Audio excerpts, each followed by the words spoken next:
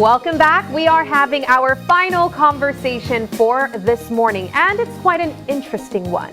We are talking about sheep culinary demonstration, but before we even get to that demonstration, we have here with us some folks from the Ministry of Agriculture, Food Security, and Enterprise. Over to my left is Louis Pook, and he is the Communications Director of the MAFSE, and to his left is Andrew Mejia, and he is the Livestock Coordinator of the MAFSE. Gentlemen, thank you so much for stopping by. Good morning and welcome. Good morning, Sabrina. It's a pleasure. Thank you for having us on the show. We are so happy to be with you this morning, and we want to say hi to all Belizeans wherever they're watching, all over the place, all over the country. We know that we're live with you. MAFSE, sorry, the Ministry of Agriculture, Food Security, and Enterprise. We look at different aspects of agriculture, including, in this case, lamb, including meat, including poultry, including pork. This morning we want to talk particularly about lamb, about mutton, about sheep. Off camera we were just talking about how it's not necessarily one of the choices for many Belizeans. Yeah. It's not on the menu for Sunday dinner usually. And we want to change some of that mentality. We want people to realize that lamb is delicious, it's sweet, it's easy to cook, it's easy to prepare. As a matter of fact, we have some show and tell. And we are very happy to bring all of this and show people and make sure that people realize, hey, you can go to your supermarket, grab a cut, prepare it, and you lick off. It's good. Exactly. Well, gentlemen, let's get a bit of a backdrop to this conversation before we even get into the demonstration. I think one of my first questions I had, and I know that the viewers might have as well, is why do you believe that lamb or sheep or mutton is not always seen on the menu, or is not a source of meat that we would choose first? Why do you think that's the case? It's not something that is too cultural. And I'm from Orange Walk, and I can tell you for a fact, the first choice that housewives would have whenever they choose meat for the meal, whether it's during the week or on the weekend, would be chicken. And Andrew has some very interesting statistics about the kinds of meat that we eat. Okay. We choose chicken first, then we tend to gravitate towards pork and beef. We don't gravitate too much towards lamb. And compared to the red meat that pork and beef offer, lamb is healthier, lamb is leaner as a meat. It's in that sense, if you're on a diet for exercise and so on, it does wonders for your body, and it's delicious when it is cooked. Well, I know you definitely enjoy eating lamb, because you're saying more than once that it's good. Tell me about it. It tastes great. But Andrew, well, Mr. Lewis, you spoke about Andrew having some statistics about the types of meat that we like to eat. Andrew, let's talk a bit about that. Well, once again, good morning, and thanks for having us. Yes, Mr. Pook mentioned about the types of meat that we have found the Belizean populace to be gravitated towards, and he's definitely right. But before I go to the statistics, I just want to mention that we tend to look at lamb as, mutton. There's a difference between mutton and lamb. What's the difference? Okay, the difference is that mutton, if you go to the butcher shop and you said, I want 5 pounds of mutton, you will get an old sheep. Oh. That's a sheep that's over a year old. The texture of the meat is different. If you ask for lamb, lamb is between, from the time it leaves the mother to 1 year. That's a tender lamb. That's a tender one. So it depends on what they ask for, because some people will say, oh, the meat is tough. It has a scent. So there are several reasons why the population won't gravitate towards lamb and mutton. So I just want to make that clear. But would people choose mutton at any point in time? Yes, they do. And the thing is very interesting, because while we found out that chicken is the #1 animal source of protein being consumed in the country, some people would tell you, okay, I go to the supermarket or I go to the butcher shop, there's no lamb or mutton available. Interesting, right? That is. Our per capita, let me just go to the statistics in Right. terms of our per capita. What do we consume in Belize? Our number one is chicken. We're over 100 pounds of chicken per person per year. That's remarkable. Yeah. That's a lot of remarkable. meat. That's a lot of meat. Beef, the second choice is actually pork, which is about 15.3, 15.5 pounds per person, right? Way behind chicken. And then you have the beef, which is about 12. So where is lamb? Where is mutton? We're all the way down to 1 pound per capita. Wow. So almost everyone in this room is only consuming about 1 pound. I'm different. I consume about between 15 and 20 pounds myself per annum. And I'm sure Mr. Pook can see the same. I try. Right? While we know the benefit of it, it's healthier. It's one of the healthier source of animal source of protein when compared to beef and pork. Yes. So you gentlemen are saying that not only is lamb healthier and a better protein source option than beef and pork, but it can also be accessed if you just decide to switch over. Let's talk about the farming aspect of lamb though, because maybe persons might say, well, you know, the reason why I buy lamb is because it might be more expensive. Yeah. Is it expensive to purchase? And also, is it expensive to raise sheep? Well, I'm glad you asked that. The exercise that we have done in the ministry, and I must say that this exercise was done in collaboration with ICDF Taiwan, right? We have done a lot of projects with them over the years. Well, this project has been running for 8 years. What we found out is that at the farm level, the producer would be selling his lamb or mutton at a mere $3, sometimes up to $4 per pound. Okay. By the time we reach the consumer, we found out, depending on the geographical location of the population, for example, in San Pedro, you will get a pound of lamb or mutton for all the way up to $18 per pound. Oh, wow. You go to the villages, some of the villages you can get it as low as $6. Oh. So there is a disparity between the two, depending on where you live. But we're still having concerns in terms of how it got from $3 at the farm level to all the way to $18. Yes. I mean, when you go down the value chain, there's no way that will add up to $18. So that's something very concerning, and the feedback that we have gotten so far is that in certain locations it's too expensive for the population. And that would probably be the reasons why they're not consuming It's it. a major factor why they're not consuming lamb as they should. Yes, Mr. Pook, In some cases, I think it's not a cultural choice for some people. I was just telling you a while ago that I'm from Orange Walk, and in the north, there are sheep farmers. But again, the population doesn't turn to that kind of meat because it's not something that comes naturally to the Mayan, to the mestizo palate. Yeah. And so that's another reason. And then Andrew mentioned a while ago some of the stigmas that people have, that the meat has a scent, that the preparation, people don't know exactly how to prepare the dishes. And we're here partly because we want to dispel those myths, because there are myths. When you prepare lamb properly, it has absolutely no scent. It's clean, just like chicken. Matter of fact, the statistic that he mentioned, we find it so very interesting. We consume 100 pounds of chicken per year, which adds up to something like, if the average chicken weighs about 3 pounds, you're talking about 30 odd chicken per year. Imagine that. Yeah. And we consume 1 pound of lamb when Yeah. the meat is just as available, just as easy. But going back to, again, factors that prevent people or that keep people from, buying lamb, having it readily available on the table.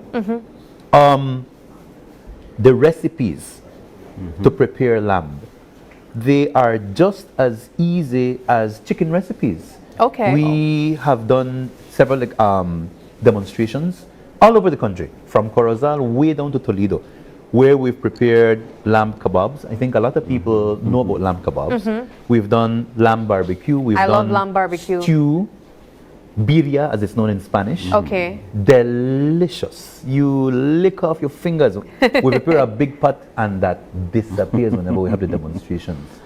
You can cook it underground, the way that you cook pork Pibil. in pib style. Yeah. You know, you cover it with stones and you leave it for a while. And that thing makes you again want to bite off your hand. But you have a eating bias, it. Mr. Pook. You obviously love lamb. But what the important thing is that it is easy to prepare. Yes. And for people that cook stew, that cook barbecue, that cook kebabs, that cook, it's the same Yes. thing. Just like when you're cooking chicken, just like when you're cooking pork. Yes. It's no different really, the same seasoning and so on. So before we head over to Paul, I want to get a more well-rounded discussion since you guys are here representing the Ministry of Agriculture, Food Security and Enterprise. Of course, one of the main reasons why you're here to promote lamb is to share with our viewers that it is one, a healthier option. Right. It's an available option. Right. And it has all the benefits that you can get from chicken, if you want to say that. It's a it's a leaner source of meat as Right. compared to pork and beef. Right. And it's an opportunity for vendors, for Right. farmers to tap Exactly. into as well. Is Exactly. that correct? Yes, it is. Yes. It's easily available in supermarkets now, by the way. In Orange Walk, I know you can jump to the bigger supermarkets and get your cut of lamb right in the fridge, whereas maybe a few years ago that might not have been Yeah. the case. Yeah. So when you buy lamb, you are supporting a Belizean Yes. farmer. Wonderful. And we are doing workshops all over the country, just as Andrew mentioned, supported by the ICDF, the Taiwan ICDF, the International it's the International Cooperation Development Fund. They are funding workshops and they fund a center for breeding lambs in Central Farm in Cayo. And the idea behind that is to improve the stock of the national herd. That is, farmers for many years had, they didn't have high quality animals, and so the meat that you would purchase perhaps wasn't of the best quality either. Right. So the ICDF project that Andrew mentioned that kicked in about 8 years ago made available to farmers better quality breeding animals. And so thanks to the Taiwanese for funding that project, and now the other arm of the project is marketing and making sure people are aware, here is the meat, these are the benefits, it's easy to prepare, it's easy to cook, it's easily available. Let's go out there and get some lamb and eat up. Yeah, let's get some lamb. Well, we do have Paul over in our studio kitchen, and he is accompanied by Sheryl Peters, a livestock assistant with the ministry, and they will be demonstrating how to prepare lamb. Lamb, correct? Or mutton? Or which one would they do? Lamb. Lamb. And now, Paul, I want to ask you, is this your first time preparing lamb?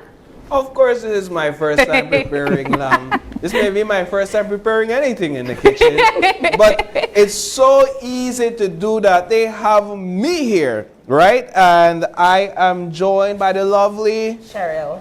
Miss Sheryl, Peters. Miss Sheryl Peters, and she will basically be instructing me a bit on how best to prepare this lamb. Let me give our cameras a shot of the lamb that we have here. As you can see, this is a beautiful piece of meat. We explained that it's lean. That's what was explained, and you can see how lean this meat is. Miss Peters, it doesn't have a lot of fat in it. No. You could just see pure meat. You see some fat, and that's what you want. You want a bit of fat in your meat, but you want it to be balanced. Yes. And that's what makes it lean, the balance, and it's soft as well. I could tell that it's just so tender. And we have a good amount here. So where do we It's 2 start? pounds. It's 2 pounds. Yes. Yeah, it is. It feels like 2 pounds. Okay. The first thing you guys need to do when preparing lamb is you need to wash your meat. Wash your meat. Yes. Usually I use like 4 limes and some vinegar, and I Yeah. soak it for about half an hour. So if you like literally you don't have any scent from that. So what we're going to do this morning is we're going to put some lime and vinegar. We already did that. Oh, you already did that. Well, yeah, we never need for a party. No, but I mean magic. yes. Yes. All right. So we got it wash, the lime, the vinegar. What's the next step? Then after you finish washing your meat, we have 4 main ingredients that I usually use. I would use complete seasoning, seasonal, some ricotta, black pepper. Along with that, we have, for 2 pounds of meat, I would use half of onion, 4 cloves of garlic, and a little bit of cilantro. All right, now when you're measuring, do you go with the ancestors? Did they tell you in your mind that you have measuring utensils? I don't use measuring utensils. You're not my type of person. And so where do we start? Okay, you could start with this one. All right, so how much do we put? Just put I'll tell you when to stop. Yes. Sure? Yes. Go ahead. A little bit more, and that's it. All right, that's it. Nice, man. I like that. Then some seasonal. Some seasonal. All right. About the same amount.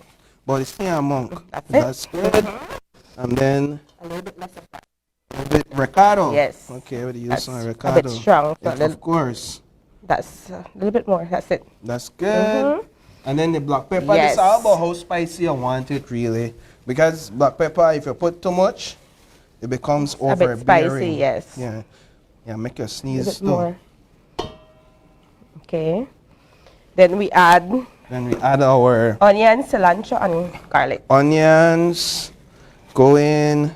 The garlic, you have to mash it. You can put it in. You could, but you don't have to. You don't have to. All right, so we'll just put it in. How much garlic was that? 4 cloves. 4 cloves, and then this is your cilantro. Man, that thing look pretty. Make I show the camera quickly how we look at right now.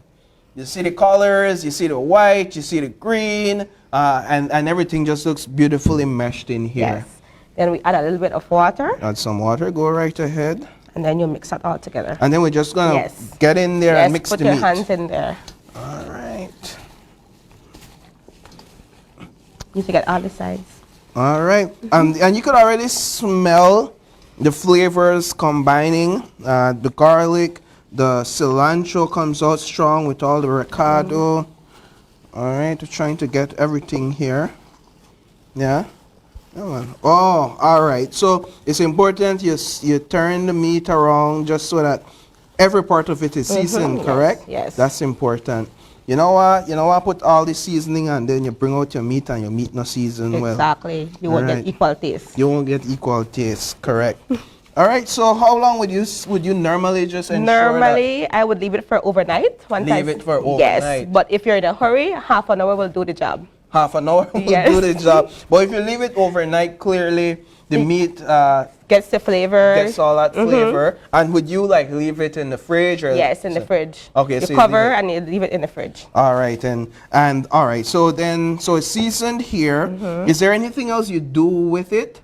Once this is done and I let it sit, then I just start cooking whenever I'm ready to. What is your preferred method for cooking when it comes to lamb? For cooking, I would just use a little bit of coconut oil in the pot that I'm using, and I add the meat for about half an hour to brown the meat itself. And after that, I add a little bit of water and cover it for about 2 hours.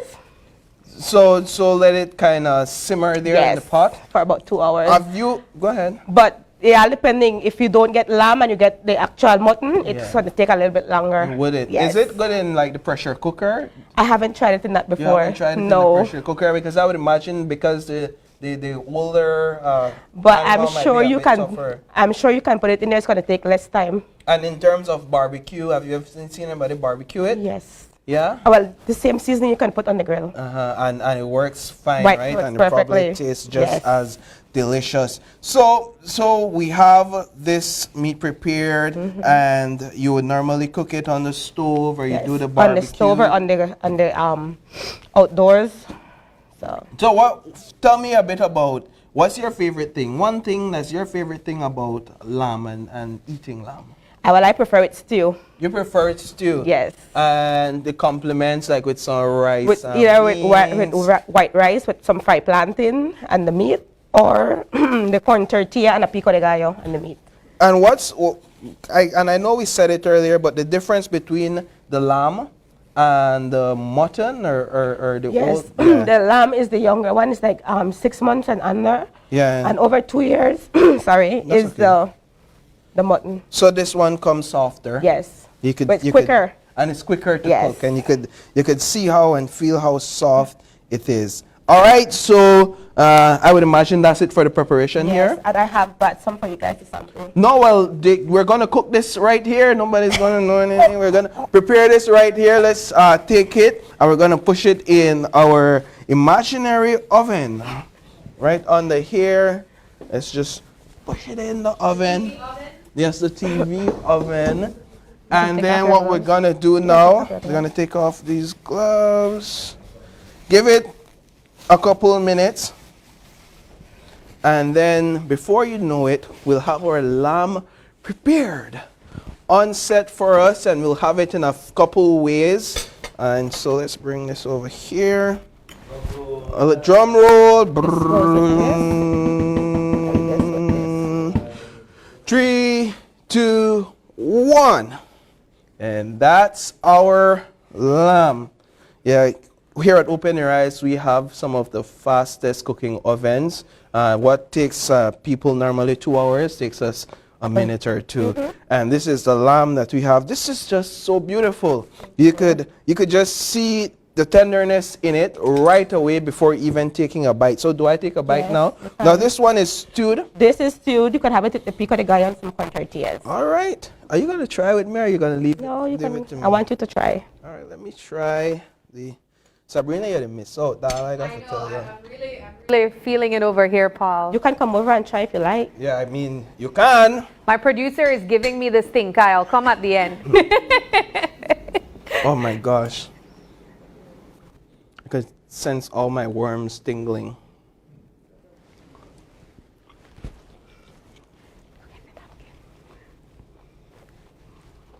How is it, Paul? No words. The silence speaks for it. He's savoring the taste. I am. 2 thumbs up. All right. It was so tender. I chewed into it, and it didn't take long for me to chew the meat. You know, sometimes you get these meat and you think, man, how long I have to cook it? How long I will have to chew? Yeah, being a workout for my mouth. Yeah. This didn't do that, and I took a big chunk of it intentionally so that I could see how long it would take for me to chew. The seasoning and the flavors you use was excellent as well, and so it went well with the pico de gallo as well as with the corn tortilla. I love that. Makes a good taco. Thank you. Well, it might be one of the meats on the menu for Taco Fest. Yeah, Paul? For Taco Tuesday. Yeah. And so you have one more here. Is this prepared the same way? Yes, this is the same stew but with white rice and the... Can I have a spoon, please? We're going to use that same one? Yeah, we're going to use this one. Don't worry about anything. Can I please get a piece of the napkin? Man, that was delicious. Thank you. Tell you, man, that was really good. So here we're going to try it with the rice. This one looks even more softer. I'm not sure how you're able to do that. And so I'm going to take it here.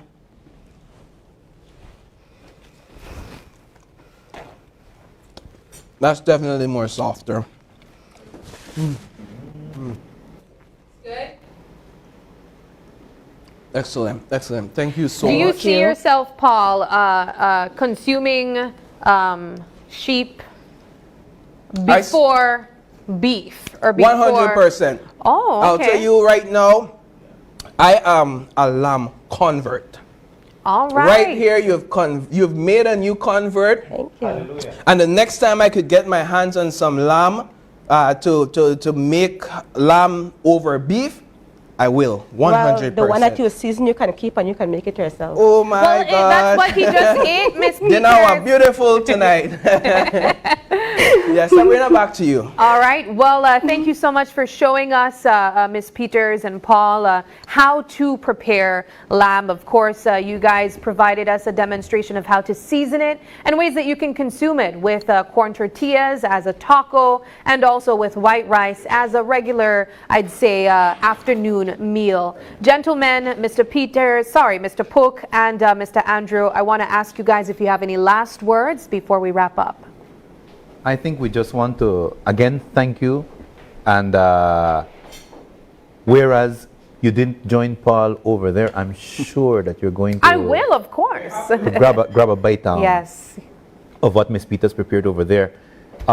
We want to invite people to head on over to their local supermarket, and I'm speaking from the fact that I know in my local supermarket in Orange Walk, you can go to the meat fridge and you will have lamb available.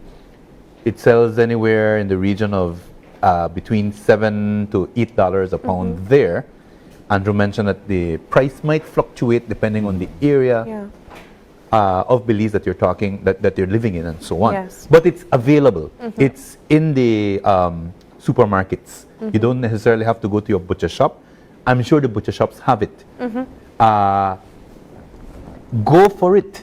We are going to continue going on these shows promoting lamb. We're on a national campaign to try to make sure people are aware of the goodness, of the healthiness, of how easy it is to get lamb, to prepare lamb, to eat lamb, and so on. Yeah. And we want the Belizean public to support our Belizean farmers and support Belizean products whenever they buy lamb. So thanks again to the Taiwan ICDF for supporting the breeding project and making sure that Belizeans have that alternative to their palates, to their menus.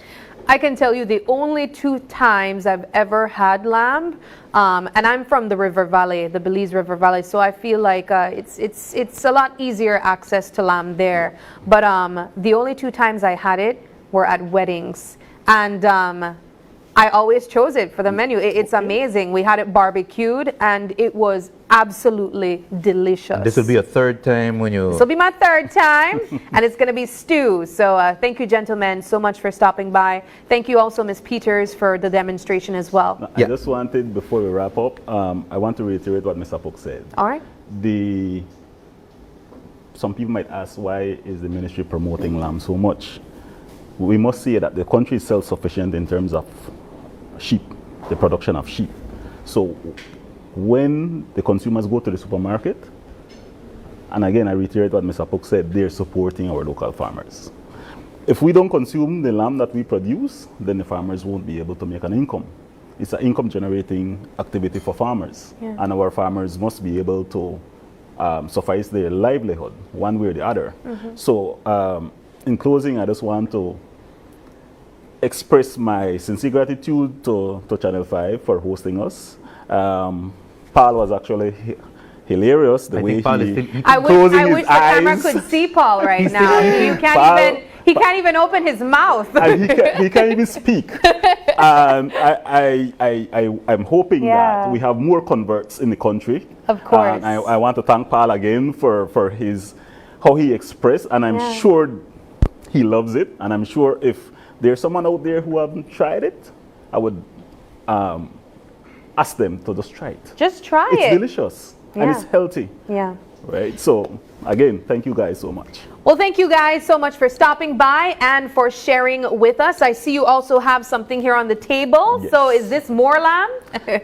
No, it's actually souvenirs for you guys. Okay. And then we brought Can we see what's inside? Sure, go ahead. By all means. And we bought one for the CEO as well. Ooh, so it's one for you, okay. one for Paul. Well, I am loving this. I love hats. It says Sheep and Goat Project, Yes. Central Farm. That's right. That's right. Lovely. And inside here is also a t-shirt. And there we go, the same thing, the logo. I always love getting t-shirts. There's one more thing in here. Ooh, there's actually more than one more thing in here. A lot of bottle openers for you folks that try to do it with your teeth. Please use a bottle opener. But thank you, gentlemen, again so much for stopping by. We enjoyed this segment. Absolutely, we did. So good luck, all the best, and we hope to have you here again. Thank you. Look out for the demonstrations at the pop-ups that we have all over the country. We will be there showing people how good lamb is. All right. Thank you. Well, we are going to take our final break, and when we come back, we wrap things up. Stay with us. We'll be right back.